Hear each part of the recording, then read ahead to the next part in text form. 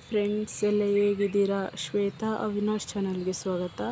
ಇವತ್ತು ಸೂಪರಾಗಿರೋ ಎಲೆಕೋಸು ಟೊಮೊಟೊ ಬಳಸಿ ತುಂಬ ಟೇಸ್ಟಿಯಾಗಿರೋ ಗೊಜ್ಜು ಮಾಡ್ತಾಯಿದ್ದೀನಿ. ತುಂಬಾ ಚೆನ್ನಾಗಿರುತ್ತೆ. ಚಪಾತಿಗೆ, ರೊಟ್ಟಿಗೆ, ದೋಸೆಗೆ, ಪೂರಿಗೆ, ರೈಸಿಗಂತೂ ತುಂಬಾ ಟೇಸ್ಟಿಯಾಗಿ ತುಂಬಾ ಚೆನ್ನಾಗಿರುತ್ತೆ ಫ್ರೆಂಡ್ಸ್. ಬನ್ನಿ ಅದು ಹೇಗೆ ಮಾಡೋದು ನೋಡ್ಕೊಂಬರೋಣ. ಫಸ್ಟು ಕಡಾಯ ಬಿಸಿಗೆ ಇಟ್ಕೊಂಡಿನಿ. ಒಗ್ಗರಣೆಗೆ ಎಣ್ಣೆ ಹಾಕ್ತಾಯಿದ್ದೀನಿ.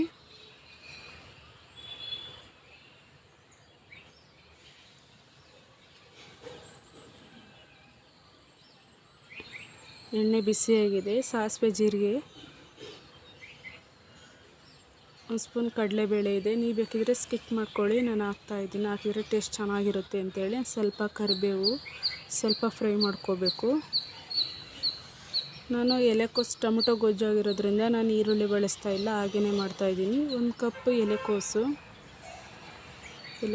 ಒಂದು ದೊಡ್ಡದು 2 ಸೈಜ್ ಟೊಮೊಟೊ ಚಿಕ್ಕದಾಗಿ ಕಟ್ ಮಾಡ್ಕೊಂಡಿನಿ. ಸಾರಿ ಫ್ರೆಂಡ್ಸ್, ನಾನು ವಿಡಿಯೋ ಮಾಡ್ಬೇಕಾದ್ರೆ ರುಚಿ ತಕ್ಕಷ್ಟು ಉಪ್ಪು ಹಾಕೋದನ್ನು ಸ್ಕಿಟ್ ಆಗಿದೆ. ನಾನು ರುಚಿ ತಕ್ಕಷ್ಟು ಉಪ್ಪು ಹಾಕ್ಕೊಂಡಿನಿ, ನೀವು ಹಾಕ್ಕೊಳ್ಳಿ.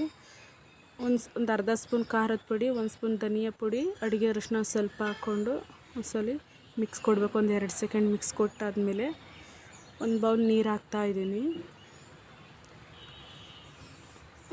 ಸ್ವಲ್ಪ ಮಿಕ್ಸ್ ಮಾಡ್ಕೋಬೇಕು. 1 ಕಪ್ ಸಾಕಾಗಲಿಲ್ಲ ಅಂಥೇಳಿ ಇನ್ನೂ 1 ಕಪ್ ನೀರು ಹಾಕ್ಕೊತಾ ಇದ್ದೀನಿ ಫ್ರೆಂಡ್ಸ್. ತುಂಬ ಟೇಸ್ಟಿಯಾಗಿ ತುಂಬಾ ಚೆನ್ನಾಗಿರುತ್ತೆ. ರೈಸ್ ಜೊತೆಗಂತೂ ತುಂಬಾ ಚೆನ್ನಾಗಿರುತ್ತೆ. ನಾನಿವತ್ತು ರೈಸ್ ಜೊತೆ ಮಾಡಿದ್ದೀನಿ ಫ್ರೆಂಡ್ಸ್.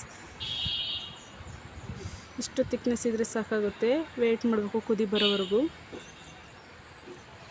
ಕುದಿ ಬಂದಾಗಿದೆ, ಒಳ್ಳೆ ಪರಿಮಳ ಬರ್ತಾಯಿದೆ. ನಾನು ಯಾವುದೇ ರೀತಿ ಶುಂಠಿ ಬೆಳ್ಳುಳ್ಳಿ ಪೇಸ್ಟ್ ಆಗಲಿ, ಗರಂ ಮಸಾಲ ಆಗಲಿ ಯಾವುದೂ ಯೂಸ್ ಮಾಡ್ತಿಲ್ಲ. ಆಲ್ರೆಡಿ ನಾನು ಧನಿಯಾ ಪುಡಿಯಲ್ಲೇ ನಾನು ಎಲ್ಲ ಗರಂ ಮಸಾಲನೂ ಆ್ಯಡ್ ಮಾಡಿರೋದ್ರಿಂದ ನಾನು ಯಾವುದೂ ಸಹ ಹಾಕ್ತಾಯಿಲ್ಲ, ಹಾಗೆ ಮಾಡಿದ್ದೀನಿ. ನೋಡ್ತಾ ಇದ್ದೀರಲ್ಲ ಫ್ರೆಂಡ್ಸ್ ಎಷ್ಟು ಚೆನ್ನಾಗಿದೆ ಅಂತೇಳಿ. ಲಾಸ್ಟಲ್ಲಿ ಒಂದು ಸ್ವಲ್ಪ ಕೊತ್ತಂಬರಿ ಸೊಪ್ಪು ಹಾಕ್ತಾಯಿದ್ದೀನಿ. ತುಂಬ ಟೇಸ್ಟಿಯಾಗಿ ತುಂಬಾ ಚೆನ್ನಾಗಿರುತ್ತೆ. ಈ ರೆಸಿಪಿ ಇಷ್ಟ ಆದರೆ ಲೈಕ್ ಮಾಡಿ, ಶೇರ್ ಮಾಡಿ, ಸಬ್ಸ್ಕ್ರೈಬ್ ಆಗಿ. Thank you.